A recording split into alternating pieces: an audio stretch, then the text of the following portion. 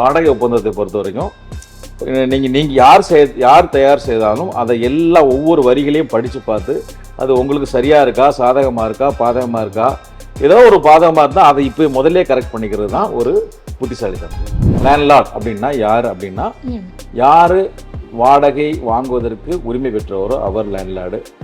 யார் டெனண்ட்டுன்னா யார் வாடகை செலுத்த கடமைப்பட்டவரோ அவர் டெனண்ட்டு. ஸோ அவருக்கெல்லாம் அவர் கீழே ஒருத்தர் சப் டெனண்ட் கொடுத்துருந்தா அவரும் வாடகைக்கு செலுத்த கடமைப்பட்டிருந்தாங்கன்னா அவரும் டெனண்ட்டுன்ற மாதிரி மீனிங் வரும். வாடகை ஒப்பந்தத்தை பார்த்தீங்கன்னா ஒரு அட்வொகேட்டை கொடுத்து தயார் பண்ணுறதுன்றது ஒரு சரியான முறையாக இருக்கும். ஏன்னா அவங்களுக்கு அதுலேயே அனுபவத்தில் இருக்கிறவங்களா இருக்கும். அந்த டைப்பிங் சென்டரில் போய் ஏதோ ஒரு ஃபார்மேட் எடுத்து பண்ணாலும் சரி, இல்லை இதுக்கு முன்னாடி யாராவது போட்டிருந்த ஃபார்மேட் எடுத்து பண்ணாலும் சரி, இல்லை நீங்களே போட்டிருந்தாலும் சரி, 1க்கு 2 தடவை 3 தடவை படிச்சு பாருங்க. படிச்சு பார்த்து அதுல உங்களுக்கு எல்லாமே சரியா போட்டிருக்கீங்களா, அந்த டேர்ம்ஸ் அண்ட் கண்டிஷன். ஏன்னா நீங்க தான் நிர்ணயிக்கிறீங்க. Tamil Nadu buildings lease and rent control act அப்படின்னு சொன்னாங்க.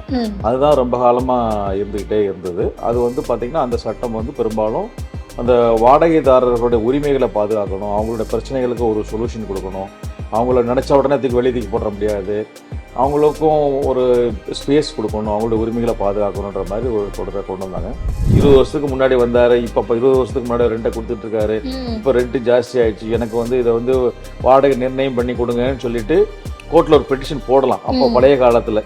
இப்போ என்ன சொல்லிட்டாங்கன்னா, அந்த வேலையெல்லாம் எங்கள்கிட்ட கொடுக்காதீங்க, அதை நீங்களே முடிவு பண்ணிக்கிங்க. நீங்கள் வாடகைக்கு வர்றதுக்கு முன்னாடி என்ன டேர்ம்ஸ் போடுறீங்களா போட்டுக்கோங்க, நீங்கள் 2 பேரும் என்ன முடிவு பண்ணுறீங்களோ அவ்வளோதான். புதுசாக 2017 வந்த சட்டப்படி பார்த்தீங்கன்னா எல்லா ஓரல் அக்ரிமெண்ட் எல்லாம் வாடகை ஒப்பந்தம் கண்டிப்பாக எழுத்துப்பூர்வமாக தான் இருக்கணும் அப்படின்னு ஒரு விதிமுறை விதிச்சிருக்காங்க.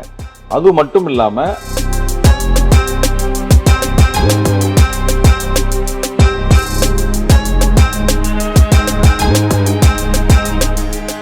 நான் உங்கள் எமிமா ஜோசப். இன்னைக்கு நம்ம கூட இணைந்திருப்பது வழக்கறிஞர் ரஷ்யா காலி. அவரை இன்னைக்கு வெல்கம் பண்ணிடலாம். வணக்கம் சார். வணக்கம்மா. எப்படி இருக்கீங்க சார்? நல்லா இருக்கேன். ஓகே, நிறைய சட்டங்கள்லாம் கொண்டு வந்திருக்காங்க சார். இந்த வாடகை சட்டம் என்பது எதற்காக கொண்டு வரப்பட்டது சார்? வாடகை சட்டம் பார்த்தீங்கன்னா வேர்ல்டு வார் 2 இருந்தே இது ஒரு பிரச்சனையாக இருக்குது. வேர்ல்டு வார் 2 வரும்போது பார்த்தீங்கன்னா வாடகைதாரர்களை வேகமாக எல்லாருமே நினச்ச சமயத்தில் காலி பண்ணலான்ற மாதிரி ஒரு சூழ்நிலை வந்தது. ஸோ அந்த சமயத்தில் அவங்கள ஒரு ப்ரொடெக்ஷன் பண்ணணும் அப்படின்ற மாதிரி சூழ்நிலைகளில் அவங்களுக்கு எப்படி நினச்சா உடனே காலி பண்ண முடியாது, அவங்களுக்கு ஒரு பாதுகாப்பு கொடுக்குன்ற மாதிரி ஒரு சில ஜிஓஸ் பாஸ் பண்ணாங்க. அதை தொடர்ந்து அப்போயே ஒரு சட்டங்களும் கொண்டுட்டு வந்துட்டாங்க. அதுக்கப்புறம் பார்த்தீங்கன்னா அதுவே ஒரு சட்டமாக இருந்தது. அப்புறம் 1967 அப்படின்னு நினைக்கிறேன். அப்புறம் டெனன்ட்ஸை ப்ரொடெக்ட் பண்ணணும் அப்படின்றதுக்காக Tamil Nadu buildings lease and rent control act அப்படின்னு சொன்னாங்க. அதுதான் ரொம்ப காலமாக இருந்துக்கிட்டே இருந்தது. அது பார்த்தீங்கன்னா அந்த சட்டம் பெரும்பாலும் அந்த வாடகைதாரர்களுடைய உரிமைகளை பாதுகாக்கணும், அவங்களுடைய பிரச்சனைகளுக்கு ஒரு சொல்யூஷன் கொடுக்கணும், அவங்கள நினச்ச உடனே வெளியே தூக்கி போட முடியாது, அவங்களுக்கும் ஒரு ஸ்பேஸ் கொடுக்கணும், அவங்களோட உரிமைகளை பாதுகாக்கணுன்ற மாதிரி ஒரு தொடரை கொண்டு வந்தாங்க. அதுக்கப்புறம் பார்த்தீங்கன்னா 2017 நியூ டெனன்சி ஆக்ட்னு ஒன்று கொண்டு வந்துட்டாங்க. அது பார்த்தீங்கன்னா இந்த பழைய சட்டங்களில் ஒரு சில குறைகளை ஆராய்ஞ்சு சென்ட்ரல் கவர்மெண்ட்டே ஒரு மாடல் ரெண்ட் கோட் அப்படின்னு ஒன்று பாஸ் பண்ணாங்க. அதனோட நோக்கம் என்ன பார்த்தீங்கன்னா, அது இந்த பழைய சட்டங்களில் உள்ள குறைகளெல்லாம் தீர்த்து ஒரு குயிக்காக ரிலீஃப் கொடுக்கணுன்றதுக்காக கொண்டு வந்தாங்க. அதை பேஸ் பண்ணி தான் நம்ம புது நியூ டெனன்சி ஆக்ட் சொல்லுவாங்க. அது கரெக்டாக சொல்லலாம், Tamil Nadu regulation of rights and responsibilities of landlord and tenant act 2017 சொல்லுவாங்க. அதுதான் இப்போதைக்கு கொண்டு வந்திருக்க சட்டம். ஓகே, தமிழ்நாடு முழுவதும் இது பொருத்தமானதா சார்? இந்த சட்டம் பார்த்தீங்கன்னா அந்த தமிழ்நாடு ஆக்ட் பாஸ் பண்ணதை நம்ம தமிழ்நாடு அசம்பிளியில் பாஸ் பண்ண ஆக்ட். இந்த ஆக்ட் சென்னையில் உள்ள எல்லாருக்கும் அப்ளிகபிள் ஆகும். சென்னையில் உள்ளவங்க மட்டும் கிடையாது, சென்னையில் உள்ள தமிழ்நாடு ஏரியா ஃபுல்லாக என்டையர் தமிழ்நாடுக்கு இந்த சட்டம் தான் வாடகைதாரர் லேண்ட்லார்டு ஓனர்ஸ்குள்ள பிரச்சனைகளுக்கு சொல்யூஷன்னா இந்த ஆக்ட் படி சொல்லப்பட்ட ப்ரொவிஷன் படி தான் நம்ம பெடிஷன் ஃபைல் பண்ணோம். இது ஃபுல்லாக தமிழ்நாடு ஃபுல்லாக அப்ளிகபிள் ஆகும். ஓகே, இந்த சட்டம் என்பது எந்த சட்டத்திற்கு மாற்றா வந்தது சார்? இதுக்கு முன்னாடி பார்த்தீங்கன்னா அதான் சொன்னபடி தமிழ்நாடு பில்டிங்ஸ் ஆக்ட் இருந்தது. அந்த ரெண்ட் கண்ட்ரோல் ஆக்ட்னு சொல்லுவாங்க. அது 1967 பாஸ் பண்ணப்பட்ட ஆக்ட். அதை ரத்து பண்ணிட்டு தான் இப்போ புது சென்ட்ரல் கவர்மெண்ட் ஒரு கோடு மாடல்ஸ் ரெண்ட் கோடு கொண்டு வந்தாங்க. அதை பேஸ் பண்ணி தான் இந்த புதுசாக கொண்டு சொல்லலாம் சட்டம் கொண்டு வந்துட்டாங்க. இதை வழக்கத்தில் நம்ம வந்து இப்போதைக்கு நியூ டெனன்சி ஆக்ட் தான் எல்லாரும் வழக்கத்தில் சொல்கிறோம். அதுக்கு ஃபுல் மீனிங் பார்த்தீங்கன்னா Tamil Nadu regulation of rights and responsibilities of landlord and tenant act 2017. Okay. இந்த சட்டத்தின்படி யார் உரிமையாளர், யார் வாடகைதாரர் சார்? உரிமையாளர்னு பார்த்தீங்கன்னா லேண்ட்லார்டுன்னு சொல்லுவாங்க. லேண்ட்லார்டுன்றது வந்து ஒரு சொத்தினுடைய ஓனராக இருக்கலாம். ஆனால் இந்த சட்டத்தை பொறுத்த வரைக்கும் பார்த்தீங்கன்னா அவங்க வந்து நீங்கள் ஓனர் தான் அப்படின்ற மாதிரி மீனிங் பண்ணாமல் அவங்க என்ன சொல்லியிருக்காங்கன்னா, யார் ஒரு பில்டிங்குக்கு வாடகை வாங்குவதற்கு உரிமை பெற்றவரோ அவருக்கு தான் வந்து லேண்ட்லார்டு அப்படின்னு சொல்கிறாங்க. அப்போ இப்போ வந்து உதாரணத்துக்கு வந்து ஒரு சொத்து ஒருத்தரத்தில் இருக்கும், இன்னொருத்தர் செட்டில் வேற பிள்ளைங்க பேரில் செட்டில்மெண்ட் பண்ணியிருப்பாங்க. ஒரு உதாரணத்துக்கு வச்சுங்களேன், அவர் நான் தான் ஓனரு, இந்த ப்ராப்பர்ட்டி என் பையன் பேரில் செட்டில்மெண்ட் பண்ணிட்டேன். செட்டில்மெண்ட் பண்ணிட்டா நான் ஒரு உரிமையை வச்சுக்கிறேன். என்ன வச்சுக்கிறேன்னா, நான் சாவர வரைக்கும் இந்த பில்டிங்கில் உள்ள வரக்கூடிய ரெண்டெல்லாம் நான் தான் ரிசீவ் பண்ணுவேன் அப்படின்ற ஒரு உரிமையை நான் வச்சுக்கிட்டேன்னா, இந்த பில்டிங்கை பொறுத்த வரைக்கும் ஓனர்னா என் பையன், இதுக்கு லேண்ட்லார்டுனா நான் தான், ஏன்னா நான் இருக்க வரைக்கும். ஸோ அதான் அதுக்கு சட்டத்தில் என்ன சொல்லியிருக்காங்கன்னா, லேண்ட்லார்ட் அப்படின்னா யார் அப்படின்னா, யார் வாடகை வாங்குவதற்கு உரிமை பெற்றவரோ அவர் லேண்ட்லார்டு. யார் டெனண்ட்டுன்னா யார் வாடகை செலுத்த கடமைப்பட்டவரோ அவர் டெனண்ட்டு. ஸோ அவருக்கெல்லாம் அவருக்கு கீழே ஒருத்தர் சப் டெனண்ட் கொடுத்துருந்தா அவரும் வாடகைக்கு செலுத்த கடமைப்பட்டிருந்தானா அவரும் டெனண்ட்டுன்ற மாதிரி மீனிங் வரும். ஓகே. வாடகை ஒப்பந்தம்னா என்ன சார்? வாடகை ஒப்பந்தம் அப்படின்னு சொல்லி பார்த்தீங்கன்னா, அதுக்கு வந்து லீஸ் அக்ரிமெண்ட் சொல்லுவாங்க, ரெண்டல் அக்ரிமெண்ட் சொல்லுவாங்க. ஸோ எல்லாமே ஆல்மோஸ்ட் சேம் தான். ஒரு பில்டிங் ஓனரும் அதாவது லேண்ட்லார்டும் டெனண்ட்டும் வந்து ஸோ அவங்களுக்குள்ள ஒரு ஏற்படுத்தக்கூடிய ஒரு ஒப்பந்தம் தான் அந்த வாடகை ஒப்பந்தம்னு சொல்லுவாங்க. ரெண்டல் அக்ரிமெண்ட்டு, லீஸ் அக்ரிமெண்ட் எல்லாம் அதுக்கு பேர். அதில் வந்து என்ன சொல்லியிருப்பாங்கன்னா, அதில் வாடகை எவ்வளோ அட்வான்ஸு, எவ்வளோ காலத்துக்கான வாடகை, எந்த ப்ராப்பர்ட்டி மேலே வாடகை, என்ன டேர்ம்ஸ் அண்ட் கண்டிஷன்ஸு, அது எல்லாத்தையும் அதில் மென்ஷன் பண்ணிருக்காங்க. அதுதான் வாடகை ஒப்பந்தம். இப்பெல்லாம் எழுதி அதுக்கப்புறம் ஒரு ஒப்பந்தம் மாதிரி போடுறாங்க சார். இது கட்டாயமா சார், எழுத்து மூலமா ஒரு ஒப்பந்தம் போடுறது? இப்போ புதுசாக 2017 வந்த சட்டப்படி பார்த்தீங்கன்னா, எல்லா ஓரல் அக்ரிமெண்ட் எல்லாம் வாடகை ஒப்பந்தம் வந்து கண்டிப்பாக எழுத்துப்பூர்வமாக தான் இருக்கணும் அப்படின்னு ஒரு விதிமுறை விதிச்சிருக்காங்க. அது மட்டும் இல்லாமல் அந்த இதை வந்து அந்த ரெண்ட் கண்ட்ரோல் அத்தாரிட்டி இருக்காங்க, ரெண்ட் அத்தாரிட்டின்றாங்க, அவங்க கிட்ட போய் ரெஜிஸ்ட்ரேஷன் பண்ணணும் அப்படின்றாங்க. இந்த ரெண்டுமே வந்து செக்ஷன் 4 சொல்லியிருக்காங்க. அதாவது கம்பல்சரியாக நீங்கள் இனிமேல் உள்ள 2017 அப்புறம் உள்ள டெனன்சி எதுவாக இருந்தாலும் ஓரலாக இருக்கக்கூடாது, நீங்கள் ரிட்டன் அக்ரிமெண்ட்டாக தான் இருக்கணும். அது வந்து ரெஜிஸ்ட்ரேஷனும் பண்ணியிருக்கணும். அப்படி ரெஜிஸ்ட்ரேஷன் பண்ணியிருந்தால் தான் நீங்கள் இந்த சட்டத்தில் உள்ள சொல்லப்பட்ட ஒரு உரிமைகளையோ இல்லை அதில் உள்ள கோர்ட்டு கேஸு போடுறதுக்கு உரிமைகளோ பண்ண முடியும். அப்படி இல்லைன்னா உங்களுக்கு அது கோர்ட்டுக்கு வர முடியாது அப்படின்ற மாதிரி ஒரு கட்டாயத்தை ஏற்படுத்தியிருக்காங்க. ஓகே. வாடகையோட ஒப்பந்தத்தை பதிவு செய்வதுன்றது கட்டாயமா சார்? கண்டிப்பாக. இப்போ இதுக்கு முன்னாடி வரைக்கும் வந்து நீங்கள் வந்து பார்த்தீங்கன்னா பதிவுன்றது வந்து ஒரு ஆப்ஷனலாக இருந்தது. அதாவது 2017 முன்னாடி உள்ளது. இப்போ வந்து ஓரலாகவும் இருக்கலாம், எழுத்துப்பூர்வமாகவும் இருக்கலாம். எழுத்துப்பூர்வமாக இருந்ததுன்னா 11 மாதம் வரைக்கும் உள்ள அக்ரிமெண்ட் வந்து நீங்கள் பதிவும் பண்ணலாம், பதிவு பண்ணாமல் இருக்கலாம். 11 மாதத்துக்கு மேலே உள்ளது பதிவு பண்ணணுன்றது. அந்த பதிவுன்றது வந்து பார்த்தீங்கன்னா ஸ்டாம்ப் ஆக்ட், ரெஜிஸ்ட்ரேஷன் ஆக்ட் அந்த சட்டப்படி வரும். அதில் வந்து சப்ரிஜிஸ்ட்ரார்கிட்ட போய் பதிவு பண்ணுறது. இப்போ இவங்க சொல்கிறது வந்து 2017 சொல்லப்பட்ட சட்டத்தில் படி இது சப்ரிஜிஸ்ட்ரார்கிட்ட போய் பதிவு பண்ண சொல்லலாம். அது அங்கே பதிவு பண்ணியிருந்தாலும் அதுக்கு கூட அடிஷ்னலாக ரெண்ட் அத்தாரிட்டி இங்கே பதிவு பண்ணணும், அதுக்கு ஆன்லைனில் அப்லோட் பண்ணி பதிவு பண்ணணும் அப்படின்ற மாதிரி விஷயத்தை சொல்லியிருக்காங்க. ஓகே. இப்பெல்லாம் தெரிஞ்சவங்க அப்படின்னா வாய்மொழி மூலமா நீ என் வீட்டில் போய் தங்கிக்கோ, இந்த மாதிரிலாம் வாய்மொழி ஒப்பந்தம்லாம் போடுறாங்களா சார்? இதெல்லாம் செல்லுபடி ஆகுமா சார்?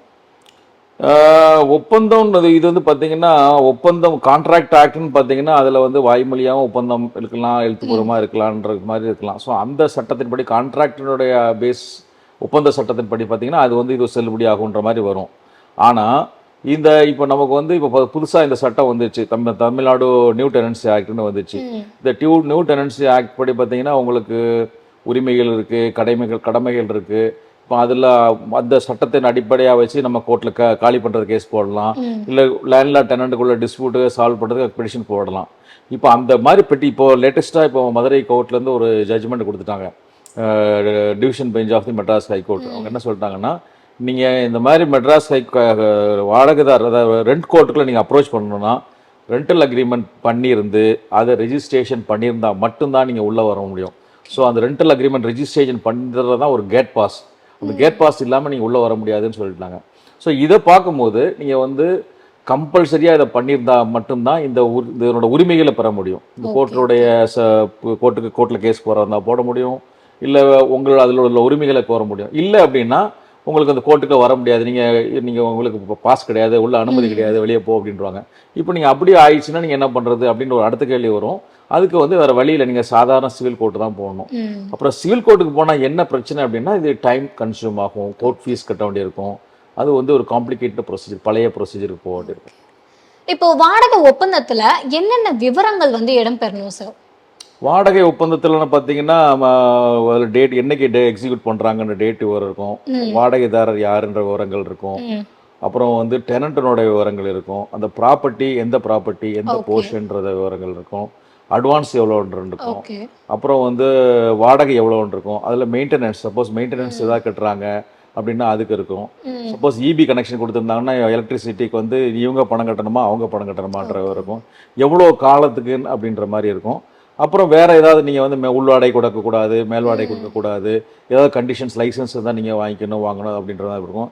இந்த வாடகை ஒப்பந்தம் வந்து கமர்ஷியலா இல்லை வேறு ரெசிடென்ஷியலான்றதை படிப்பாங்க.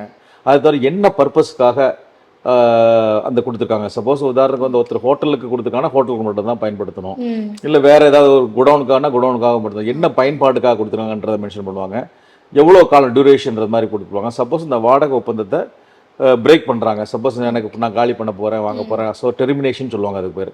ஸோ வாடகை ஒப்பந்தத்தை முடிவு கொண்டு வரதா என்ன மாதிரி கண்டிஷன்லாம் போடலாம் வாங்கலான்றது அதுலேயும் போட்டிருப்பாங்க. இதை மாதிரி ரெண்டு பேருக்கும் இது வாடகை ஒப்பந்தன்றது வந்து ரெண்டு பேரும் சேர்ந்து மியூச்சுவலாக ஒரு டிசைட் பண்ணுறது தான். ஸோ அதில் இவ்வளோ விஷயங்களும் இருக்கும். இதை தவிர அவங்கவுங்க விருப்பத்துக்கு ஏற்ப மேற்கொண்டு ஏதாவது விஷயங்களில் போட்டு சேர்க்கறனாலும் சேர்த்துக்கலாம். ஓகே, இன்னி வரைக்கும் இது நிறைய பேருக்கு தெரியல சார், வாடகை ஒப்பந்தத்தை யார் தயார் செய்யணும்? வாடகை ஒப்பந்தத்தை வந்து பார்த்திங்கன்னா ஒரு அட்வொகேட்டை கொடுத்து தயார் பண்ணுறதுன்றதுக்கு இது ஒரு சரியான முறையாக இருக்கும். ஏன்னா அவங்களுக்கு அதுலேயே அனுபவத்தில் இருக்கிறவங்களாக இருக்கும். இப்போ பெரும்பாலும் பார்த்திங்கன்னா இதுக்கு அட்வொகேட்டை ஏன் செலவு பண்ணணும் அப்படின்னு சொல்லிட்டு இப்போ அங்கே உள்ள ஒரு டைப்பிங் சென்டரில் போயிட்டு அவங்க ஒரு சிலர் வந்து அங்கே உள்ள ஃபார்மெட் எடுத்து கூட பண்ணிக்கிறாங்க. அதுவும் தப்பு கிடையாது, அது தப்புன்னு சொல்ல மாட்டோம். ஆனால் உங்களுக்கு நீங்கள் அட்வொகேட்டை கொடுத்து படித்து பண்ணாலும் சரி, இல்லை அதில் அந்த டைப்பிங் சென்டரில் போய் ஏதோ ஒரு ஃபார்மெட் எடுத்து பண்ணாலும் சரி, இல்லை இதுக்கு முன்னாடி யாராவது போட்டிருந்த ஃபார்மெட் எடுத்து பண்ணாலும் சரி, இல்லை நீங்களே போட்டிருந்தாலும் சரி, 1க்கு 2 தடவை 3 தடவை படித்து பாருங்கள். படித்து பார்த்து அதில் உங்களுக்கு எல்லாமே சரியாக போட்டிருக்கீங்களா, அந்த டேர்ம்ஸ் அண்ட் கண்டிஷன். ஏன்னா நீங்கள் தான் நிர்ணயிக்கிறீங்க. ஒரு 2 பேரும் அது மியர்லி ஒப்பந்தம், 2 பேரும் நான் வாடகைக்கு வரேன், நீங்கள் வாடகை பில்டிங் வாடகை கொடுக்குறீங்க. ஸோ நமக்குள்ள என்ன டேர்ம்ஸ் அண்ட் கண்டிஷன்றது அதில் படிச்சு பண்ணிடுவாங்க. ஸோ அந்த டேர்ம்ஸ் அண்ட் கண்டிஷன் எல்லாம் கரெக்டாக இருக்கா, அது சரியாக இருக்கான்றது படித்து பார்த்து போடுறது தான் நம்ம வந்து சரியான முறை. நிறைய பேர் என்ன பண்ணுறாங்கன்னா அதை அதுக்கு ஒரு முக்கியத்துவம் கொடுக்கறது இல்லை. ஸோ ஏதோ ஒன்று கொடுத்தாங்கன்னா கையெழுத்து போடுறாங்கன்னா கையெழுத்து போட்டு கொடுத்துட்டு போயிடுவாங்க. அப்போ கையெழுத்து போடும்போது பிரச்சனை இல்லை, நாளைக்கு பிரச்சனைன்னு வந்ததுன்னா அதுதான் அதை உங்களுக்கு பதில் சொல்லும். இப்போ நம்ம ஒரு இன்சூரன்ஸ் பாலிசி இல்லை வேறு ஏதாவது ஹோட்டலில் போய் ஏதாவது இன்வாய்ஸ் வேணால் பின்னாடி டேர்ம்ஸ் அண்ட் கண்டிஷன்ஸ் அப்ளை அப்படின்னு போட்டிருப்பாங்க. அந்த டேர்ம்ஸ் அண்ட் கண்டிஷன் பின்னாடி குட்டியோடு இருக்கும், அதை யாருமே பார்க்கறது இல்லை.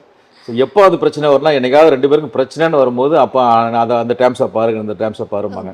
ஸோ அது மாதிரி தான் வாடகை ஒப்பந்தத்தை பொறுத்த வரைக்கும் நீங்கள் யார் தயார் செய்தாலும் அதை எல்லாம் ஒவ்வொரு வரிகளையும் படித்து பார்த்து அது உங்களுக்கு சரியாக இருக்கா, சாதகமாக இருக்கா, பாதகமாக இருக்கா, ஏதோ ஒரு பாதகமாக இருந்தால் அதை இப்போ முதல்ல கரெக்ட் பண்ணிக்கிறது தான் ஒரு புத்திசாலித்தனம். இந்த பதிவு செலவை யார் ஏற்றுக்கொள்ளணும் சார்? நல்ல கொஸ்டின். இப்போ வந்து தமிழ்நாடு ஆக்டில் பதிவு பண்ணுறதுக்கு வந்து பெரிய செலவு ஒன்றும் ஆரப்போதில்லை, பெரிய அதுக்கு வந்து 100 ரூபா தான் காஸ்ட் கேட்குறாங்க. ஸோ அது கொஞ்சம் அலைஞ்சு பெரிய ஒன்றும். ஸோ அந்த மாதிரி அதுக்கு பெரிய பிரச்சனை வர்றதில்லை. ஒரு 3 வருஷம் 4 வருஷம் அப்படி ஒரு லாங் டேர்ம் லீஸ் போடும்போது என்ன ஆகுதுன்னா அது சப் ரிஜிஸ்ட்ரார்ட்ட போய் பதிவு பண்ண வேண்டியிருக்கு. ஸோ அங்கேயும் பதிவு பண்ணிட்டு திருப்பி இங்கேயும் பதிவு பண்ணணும்னு வருது. ஸோ அந்த மாதிரி சமயங்களில் வந்து பெரும்பாலான லேண்ட்லார்டு என்ன பண்ணுறாங்க, இந்த பத்திர செலவெல்லாம் நீங்கள் தான் ஏற்றுக்கணும் அப்படின்னு சொல்லிட்டு டெனண்ட்டை தான் ஏற்றுக்க சொல்கிறாங்க. அதுதான் வழக்கத்தில் இருந்துக்கிட்டே இருக்குது. ஆனால் எல்லாருமே அப்படி தான் பண்ணுறாங்களான்னு சொல்லி கிடையாது. சில லேண்ட்லார்டு சொல்கிறாங்க, சில அப்படிலாம் நாங்கள் ஏற்றுக்க முடியாது, இதில் நான் பாதி நீ பாதி போடுங்க அப்படின்னு சொல்கிறாங்க. ஸோ அப்போ அப்படி மாதிரி சொல்கிறவங்கள இப்போ அவங்க பாதி இவங்க பாதி போடுறாங்க. சட்டத்தை பொறுத்த வரைக்கும் இந்த செலவை லேண்ட்லார்டு தான் ஏற்றுக்கணும்னு இல்லை டெனண்ட் தான் ஏற்றுக்கணும்னு சொல்லல. ஓகே. அதை நீங்கள் தான் முடிவு பண்ணுறீங்க. நீங்கள் வந்து நான் லேண்ட்லார்டு ஏற்றுக்கணும்னு சொன்னால் லேண்ட்லார்டு ஏற்றுக்கணும், டெனண்ட் எடுத்துக்கணும்னா டெனண்ட் எடுத்துக்கணும், இல்லை ஆளுக்கு பாதி பாதி போய் ஏற்றுக்கணும்னு சொன்னால் ஆளுக்கு பாதி பாதி. ஸோ அதை வந்து முடிவு பண்ணுற ஆளுங்க வந்து லேண்ட்லார்டும் டெனண்ட் தான். ஓகே. இப்போ நான் வாடகைக்கு போகிறேன் அப்படின்னா அந்த வாடகையோட உரிமையாளர், அந்த வீட்டோட உரிமையாளர் இருக்காங்க இல்லையா, 2 பேரும் சேர்ந்து அந்த வாடகையை முடிவு செய்யலாமா சார்? இப்போ எனக்கு நான் இவ்வளோதான் தர முடியும், என் வீட்டோடைய வேல்யூ இவ்வளோதான் அப்படின்னு சொல்லிட்டு ஒரு பரஸ்பரம் முடிவு செய்ய முடியுமா? உண்மையிலே இப்போ இந்த புதுசாக வர்ற சட்டம் வந்து அது மாதிரி சொல்லுது. இப்போ நீங்கள் வாடகையை பொறுத்த வரைக்கும் நீங்கள் 2 பேரும் பேசி முடிவு பண்ணிக்கங்க அப்படின்னு தான் சொல்லுது. இதுக்கு முன்னாடி உள்ள பழைய சட்டத்தெல்லாம் பார்த்தீங்கன்னா ஃபிக்சேஷன் ஆஃப் ஃபேர் ரெண்ட் அப்படின்றது தான் செக்ஷன் 4ல் பழைய அப்ளிகேஷனில் போடுவாங்க. ஸோ அப்போ வந்து லேண்ட்லார்டுக்கும் டெனண்ட்டுக்கும் பிரச்சனையாயிடுச்சு. இது வந்து 20 வருஷத்துக்கு முன்னாடி வந்தார், இப்போ 20 வருஷத்துக்கு முன்னாடி ரெண்டை கொடுத்துட்ருக்காரு, இப்போ ரெண்ட்டு ஜாஸ்தி ஆயிடுச்சு, எனக்கு வந்து இதை வந்து வாடகை நிர்ணயம் பண்ணி கொடுங்கன்னு சொல்லிட்டு கோர்ட்டில் ஒரு பெட்டிஷன் போடலாம் அப்போ பழைய காலத்தில். இப்போ என்ன சொல்லிட்டாங்கன்னா அந்த வேலையெல்லாம் எங்கள்கிட்ட கொடுக்காதீங்க, அதை நீங்களே முடிவு பண்ணிக்கிங்க. நீங்கள் வாடகைக்கு வர்றதுக்கு முன்னாடி என்ன டேர்ம்ஸ் போடுறீங்களா போட்டுக்கோங்க, நீங்கள் 2 பேரும் என்ன முடிவு பண்ணுறீங்களோ அவ்வளோதான். இப்போ அதில் பிரச்சனை வந்துச்சுன்னா ரெண்ட் அத்தாரிட்டிகிட்ட போகலாம். ரெண்ட் அத்தாரிட்டிகிட்ட போனால் கூட அவர் உட்காந்துக்கிட்டு இந்த பில்டிங் எவ்வளோ அகலம் நீளம் எவ்வளோலாம் அவர் அதெல்லாம் பார்க்க மாட்டார். அதில் நீங்கள் ரெண்டல் அக்ரிமெண்ட் போட்டிருக்கீங்களா போட்டிருக்கேன், அதில் என்ன போட்டிருக்கேன் அதை தான் கொடு. ஓகே. ஸோ அப்போ அதில் சிலர் போட்டிருப்பாங்க, என்ன போட்டிருப்பாங்க, ரெண்டல் அக்ரிமெண்ட்டில் வந்து நான் வந்து இப்போதைக்கு உள்ள ரெண்ட் போட்டுருவாங்க, 11 மாதம் ஒவ்வொரு 11 மாதம் கழிச்சு 10% கூடும் அப்படின்னு சொல்லியிருப்பாங்க. ஸோ ரெண்டல் வரும்போது பிரச்சனை இருக்காது 2 பேருக்கும் இடையில. வரும்போது என்ன பண்ணுவாங்க, அவங்க பேசுவாங்க, அவங்களும் பேசுவாங்க, சரி ஒரு ரெண்ட் போட்டுருவாங்க. இந்த கண்டிஷன்ஸில் போடுவாங்க, வருஷம் 10% கூடும்னு. ஸோ 10% 11 மாதம் முடிச்சு 10% கூடும்போது கேட்கும்போது நான் தர முடியாதுன்னு அவர் சொல்லுவார், இல்லை நீங்கள் கொடுத்து தான் ஆகணும்னு சொல்லுவார். இப்போ 2 பேரும் அந்த அக்ரிமெண்ட் ரெஜிஸ்டர் பண்ணியிருந்தாங்கன்னா நேர் ரெண்ட் அத்தாரிட்ட போய் கம்ப்ளைண்ட் பண்ணாங்கன்னா அவர் என்ன பண்ணார், அவங்க அக்ரிமெண்ட்டை படித்து பார்த்து, எப்போ நீங்கள் 2 பேரும் இப்போ ஒத்துக்கிட்டு தான் கையெழுத்து போட்டிருக்கீங்க, இல்லை இது மாதிரி டேக்ஸ் போட்டிருக்கு, நீ இதை கொடுப்பான்னு சொல்லுவார். ஸோ அப்போ அந்த நிர்ணயம் பண்ணுறதுன்றது வந்து பார்ட்டி தான். அதில் அக்ரிமெண்ட்டில் என்ன போட்டிருக்கோ அதை தான் கோர்ட்டும் அந்த ரெண்ட் அத்தாரிட்டியும் முடிவு பண்ணாங்களே தவிர கோர்ட்டாக ஒரு முடிவுக்கு வந்து இந்த பில்டிங் எவ்வளோ அகலமாக இருக்குது, பெருசாக இருக்குது, சிறுசாக இருக்குது, ஃபெசிலிட்டி இருக்குன்ற அவங்க முடிவு பண்ண மாட்டாங்க இப்போதைக்குள்ள சட்டப்படி. இதே போல் காலத்தை தீர்மானிக்கிறது, நான் இப்போ இவ்வளோ நாள் இருக்க போகிறேன் இந்த வீட்டில் அப்படின்றது கூட 2 பேரும் பேசி முடிவெடுக்கலாமா சார்? ஆமாம், 2 பேர் இப்போ வந்து ரெண்டல் அக்ரிமெண்ட்டை பொறுத்த வரைக்கும் பொதுவாக எல்லாருமே போடுறது வந்து 11 மாதம் அக்ரிமெண்ட் தான் போடுறாங்க. ஏன் 11 மாதம் அக்ரிமெண்ட் போடுறாங்கன்னா 11 மாதம் வரைக்கும் அக்ரிமெண்ட் போட்டால் அதை வந்து சப்ரிஜிஸ்ட்ரார்ட்ட போய் நீங்கள் ரெஜிஸ்ட்ரேஷன் பண்ணணும் அப்படின்ற ஒரு கம்பல்ஷன் கிடையாது. ஸோ நீங்கள் 11 மாதத்துக்குள்ளே போட்டிங்கன்னா 11 மாதமோ அதுக்குள்ளேயோ போட்டிருந்தீங்கன்னா